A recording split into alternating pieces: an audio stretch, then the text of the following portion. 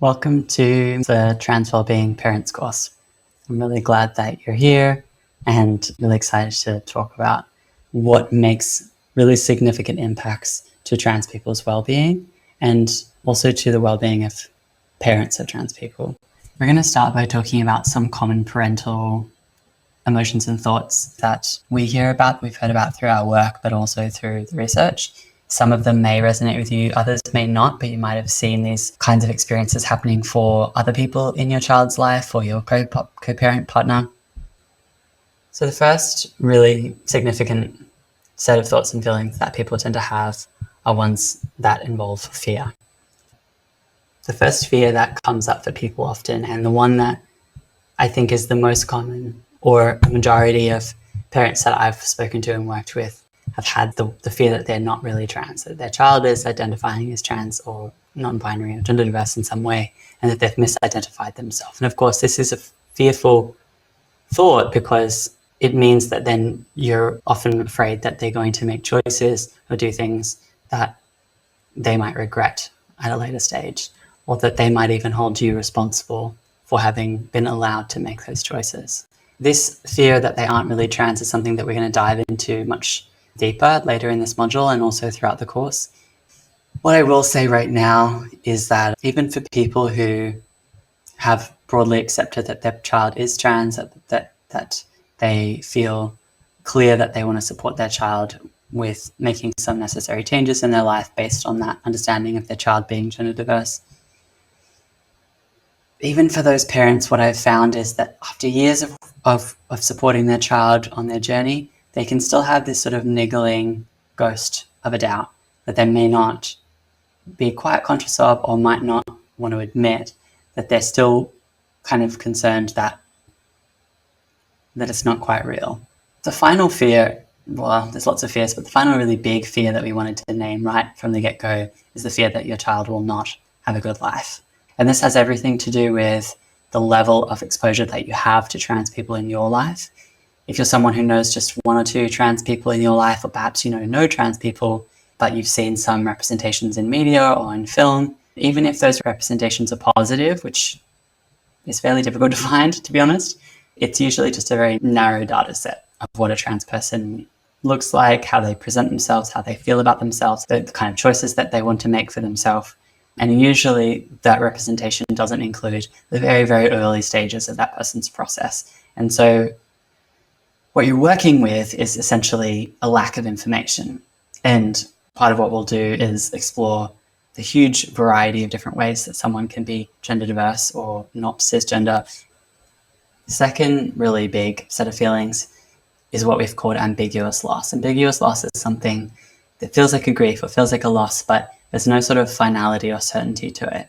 And often this is even expressed by parents as ambiguous, intense loss. And like most grief, or if not all grief, it can come unexpectedly in particular moments, like a wave, and then be gone again. And sometimes those waves come at times when you see your child changing in significant ways or little ways that are new to you.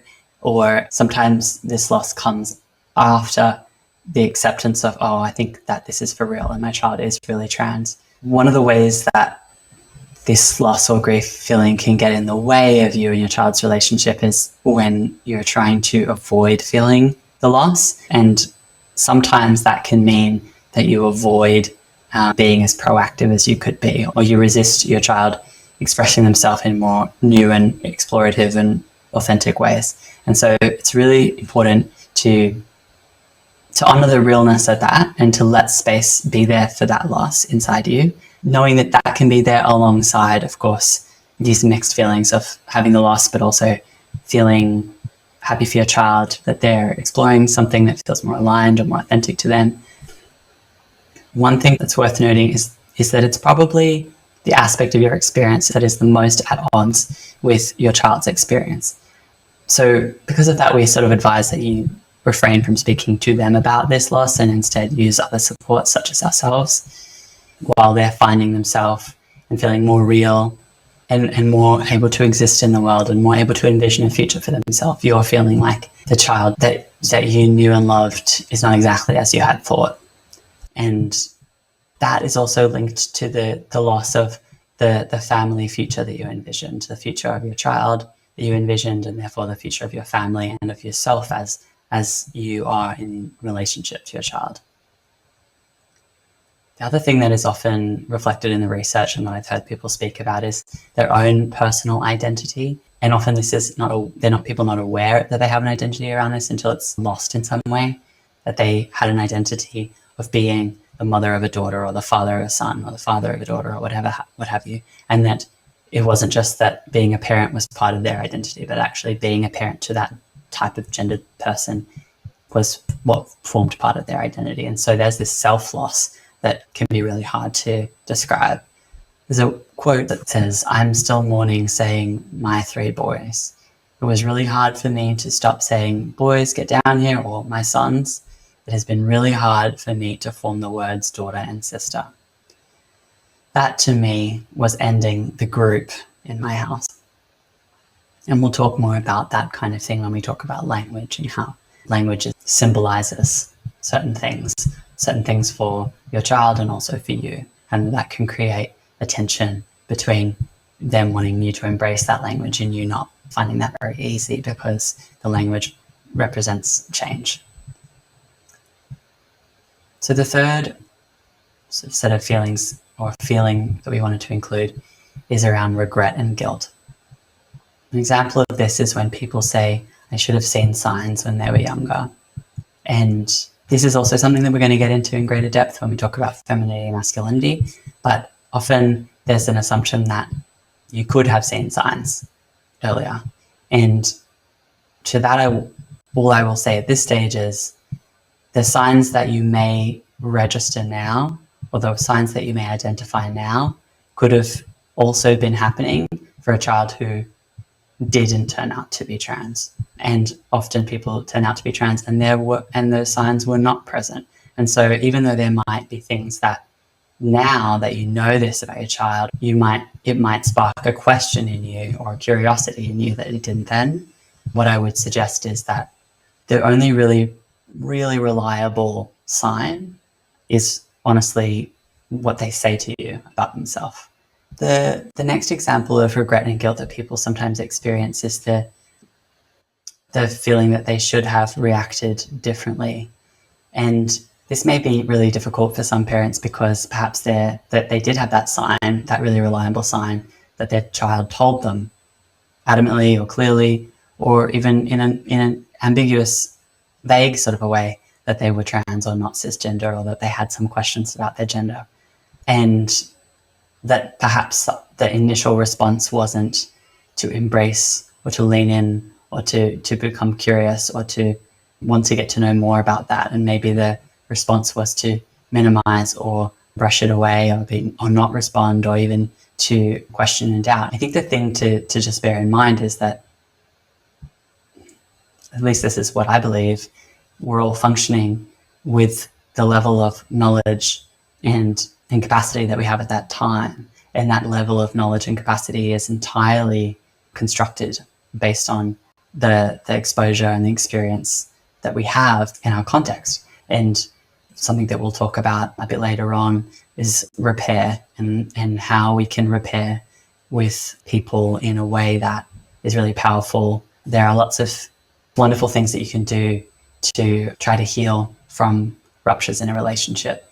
And often when that does occur, the relationship is stronger than it ever was before. And that's ultimately what we want to support you to move towards if that feels like something that's needed or wanted. And a third really significant way that regret and guilt can manifest for people is this idea that they might have done something to cause it. And of course, there's a belief in there that being trans is ultimately bad. And that's something that hopefully through the process of the rest of the course, you'll be able to feel alleviated from that sort of belief. But without going into that part of it, from all the research that I've come across that is good quality research, and from my experience as a trans person, and from my experience working with like hundreds, if not thousands of trans people, and knowing, again, hundreds of trans people, my senses that it's certainly innate, and it's something that people just come into an awareness of at a certain time in their life, hopefully, and that it feels very much to, I'd say 99.5% of trans people, that they were always trans, that they were always the gender that they're now able to articulate, and that in fact this is not something that's changing in them, but that simply they're becoming more aware of what it is about them that they didn't quite feel right before, and that now there's a certain resonance to this. But we'll get into that a lot more next week when we talk about gender diverse identity formation. So the fourth one, and this is a biggie, is the experience of disbelief and doubt. And I know that I mentioned this in fear, but it deserves its own slide because it's just simply so common, if not unanimous, across all parents of trans people. And there are so many really valid reasons why parents would doubt what their child is saying that their felt sense of themselves is, or their gender identity is. And one really big one is this sense that maybe it's their mental health causing this, rather than, the mental health is causing the gender identity or the dysphoria, rather than dysphoria causing the mental health.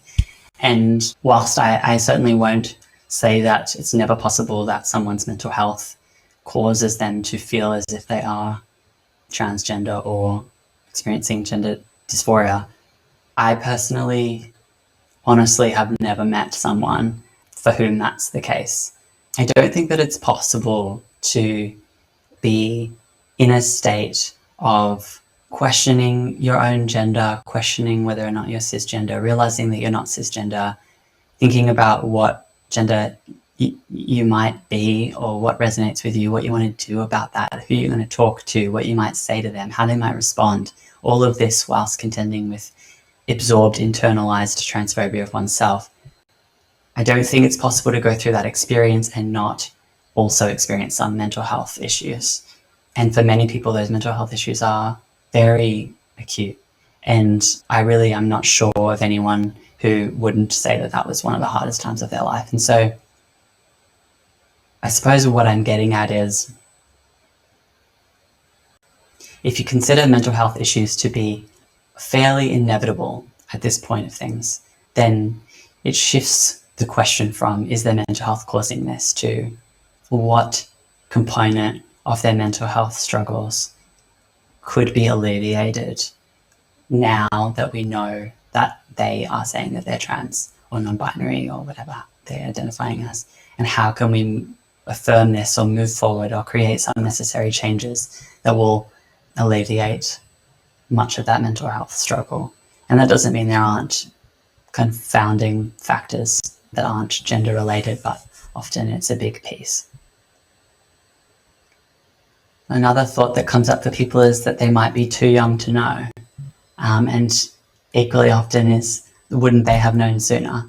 So whatever age someone is, whether or not they're too young to know because they're only 4 years old, or they are a teenager, and teenagers say all kinds of things and go through phases and are in a process of self-discovery and trying things on and being influenced by peers, or they're an adult and you think, well, wouldn't you have noticed this sooner, or wouldn't you have said something sooner? Whatever age a person is, usually there's some issue from someone external to that person, a parent or someone else, who says to them that their age is wrong in some way. And what we can see very clearly from the research, and also that I see in my work, is that it's across the spectrum of age. It's really can be as young as 2, honestly, up to 80 years old. Fourth really big one is they don't present like a boy/girl or in an androgynous way or what have you, that they've always presented in a fairly stereotypical way. And this is one that we're going to explore much more deeply, so I won't go into details right now. Really big one, particularly for parents with teenagers, is this question of, how do I know they aren't just trying something on or influenced by peers? I think this is a really tricky one, and often one that teenagers are worried parents will feel. And ultimately, I think people gravitate towards others who they resonate with. And so they might have surrounded themselves with other gender diverse people because that felt the most like them, and that through that process they then were able to start to articulate it. When we hear language and see other people who we resonate with, we're more able to notice something in ourselves. And so that might be something to just bear in mind if you're struggling with the idea that your child is surrounded by gender diversity and therefore they might just be trying it on.